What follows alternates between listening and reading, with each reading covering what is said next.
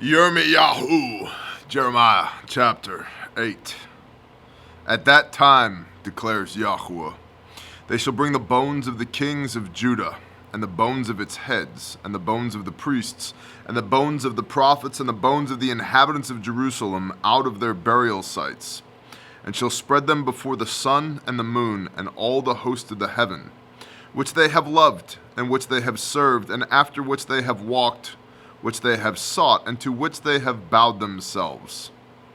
They shall not be gathered nor buried, they shall be dung on the face of the earth.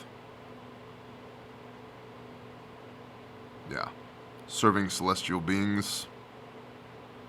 Well, my horoscope said, shut up.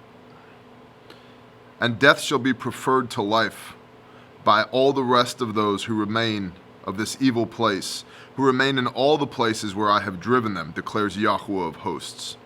And you shall say to them, thus said Yahweh, would they fall and not rise? Does one turn away and not return?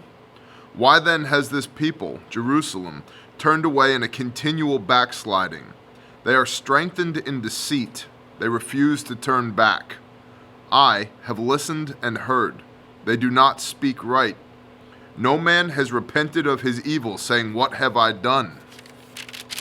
They all turned to their own course, like a horse rushing into battle. Even a stork in the heavens knows her appointed times, and a turtle dove and a swallow and a thrush guard the time of their coming. But my people do not know the right ruling of Yahweh. How do you say, we are wise, and the Torah of Yahweh is with us? But look, the false pen of the scribe has worked falsehood. But look, the false pen of the scribe has worked falsehood. I just shot a video for Patreon earlier today. It's a rant called A Book About a Book.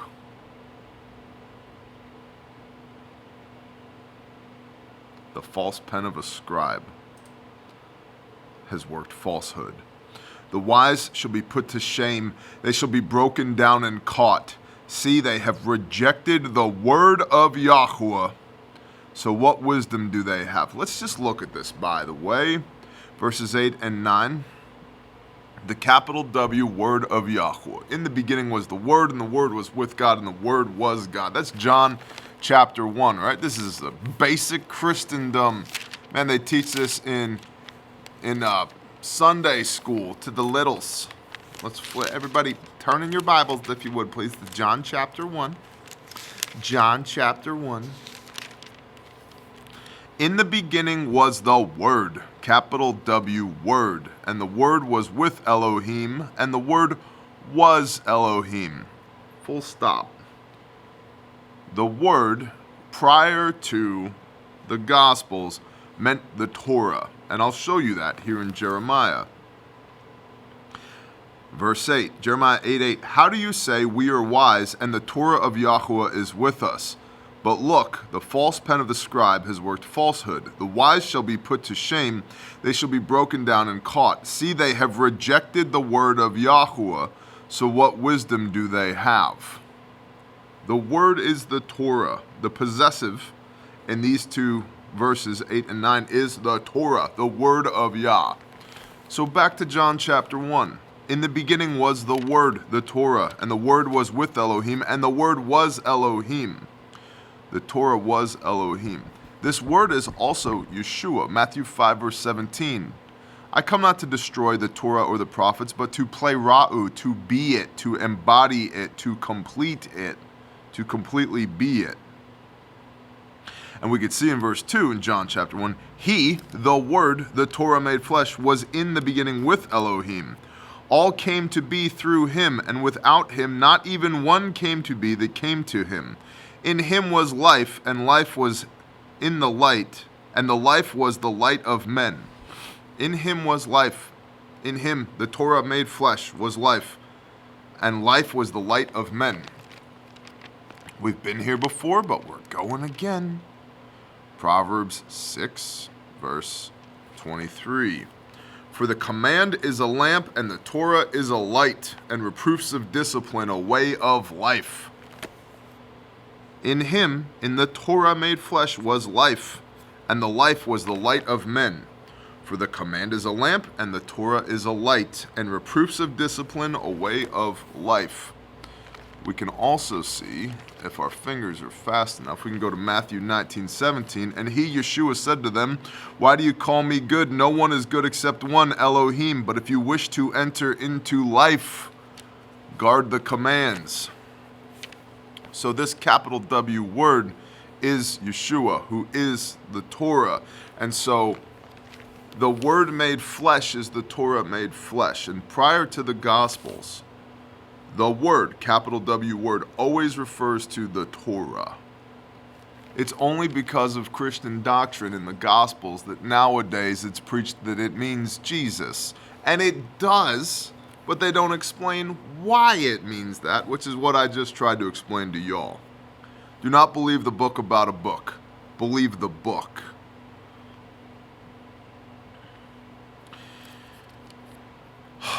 But I digress so much. Jeremiah 8, verse 10. Therefore, I give their wives to others, and their fields to possessing ones. For from the least even to the greatest, they are all greedy for gain. From the prophet to the priest, all act falsely. And they heal the breach of the daughter of my people slightly, saying, "Peace, peace," when there is no peace. Were they ashamed when they had done abomination? No. They were not at all ashamed, nor did they know how to blush. So they shall fall among those who fall. They shall stumble in the time of their visitation, said Yahweh. I shall snatch them away, declares Yahweh. There are no grapes on the vine, nor figs on the fig tree. And the leaf has faded, and what I gave them shall pass away from them. There's no grapes on the vine. I am the vine, and you are the branches. John 15, verse 5. And John 15 is a phenomenal chapter, because in John 15, verse 10, it says, "If you love me, keep my commands, as I have kept my Father's commands." And stay in his love. How do you love God with everything you got? Keep his commands. How do you love Yeshua with everything you got? Keep his commands. Keep Yah's commands. And the fig tree, does Yeshua not rebuke a fig tree and it withers and dies because there are no figs on it, even though it was not in his season, not in its season? And what I gave them shall pass away from them. Why are we sitting still? Gather yourselves and let us go into the walled cities and let us be silent there. For Yahweh our Elohim has let us perish and given us poisoned water to drink because we have sinned against Yahweh. 1 John 3, verse 4. Sin is lawlessness, and all who do sin do lawlessness. Look it up. Don't take my word for it. Don't read the book about a book. Read the book. And don't take my word about the book. Read the word that's in this book. We looked for peace, but there was no good, and for a time of healing, but see, fear. The snorting of his horses was heard from Dan. All the land shook at the sound of the neighing of his strong ones. They came and devoured the land and all that fills it, the city and those who dwell in it. For look, I'm sending among you serpents, adders, which have no enchanter, and they shall bite you, declares Yahweh. When in grief I would seek comfort, my heart is sick within me. Observe the voice, the cry of the daughter of my people from a distant land. Is Yahweh not in Zion? Is her king not in her? Why have they provoked me with their carved images and with foreign worthlessness? The harvest is past, the summer is ended, and we have not been saved. For the breach of the daughter of my people I have been broken. I have grown sad. Astonishment has taken hold of me. Is there no balm in Gilead? Is there no healer there? Why has the healing of the daughter of my people not come? Because they rejected Yahweh and the Word made flesh. If you wish to enter life, guard the commands. We'll look briefly at John chapter 15, but we know on the way to 15 we'll find John chapter 12, because that's how numbers work. John chapter 12, verse 50. Yeshua speaking, and I know that his, Yahweh's command is everlasting life. His command is everlasting life. So if Jesus gives you everlasting life, how does he do that? He gave you the commands. The commands are everlasting life. It's not fire insurance. It's not a one and done. It's not destination faith. The commands are everlasting life. He gave you the commands, and he removed your sin, your lawlessness from you. He gave you everlasting life, and he took away your sin. Wouldn't it be good to know biblically what the hell that means, rather than some doctrinal bullcrap that somebody spouted at you Sunday morning from behind a pulpit? He gave you everlasting life. Yes. That's the commands. In his own words. And I know that his command is everlasting life. He gave you the commands. And he removed sin from your life. What is sin? 1 John 3 verse 4. Sin is lawlessness.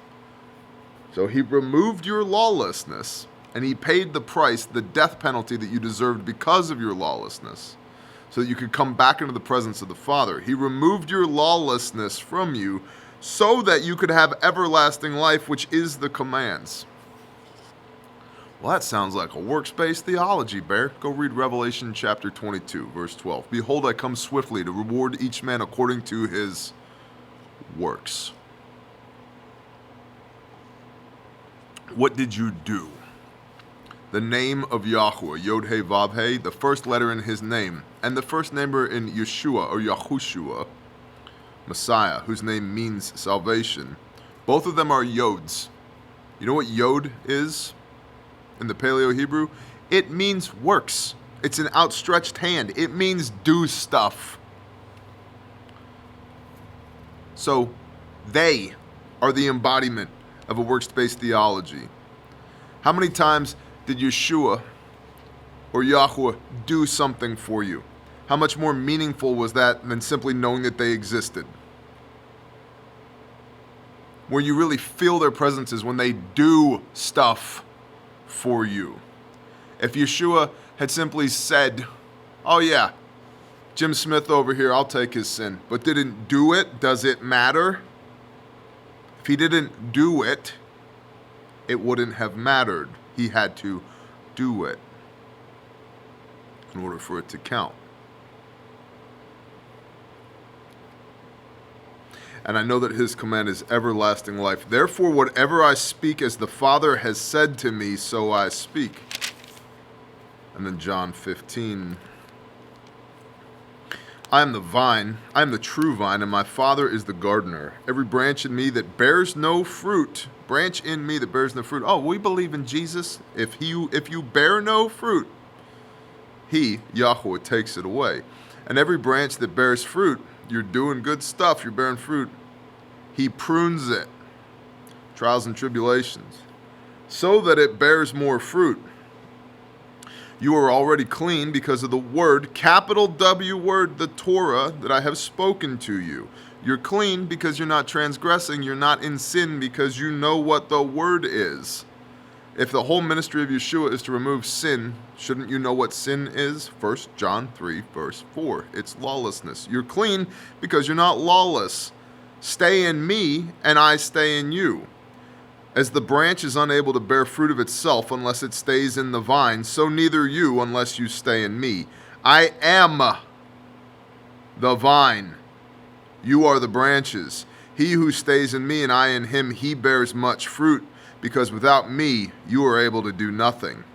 If anyone does not stay in me, he is thrown away as a branch and dries up, and they gather them and throw them into the fire, and they are burned. Prophetic here, Revelation 19. If you stay in me, and my words stay in you, you shall ask whatever you wish, and it shall be done for you. In this my Father is glorified, that you bear much fruit, and that you shall be my taught ones. As the Father has loved me, I have also loved you. Stay in my love. If you guard my commands, you shall stay in my love, even as I have guarded my Father's commands and stay in his love.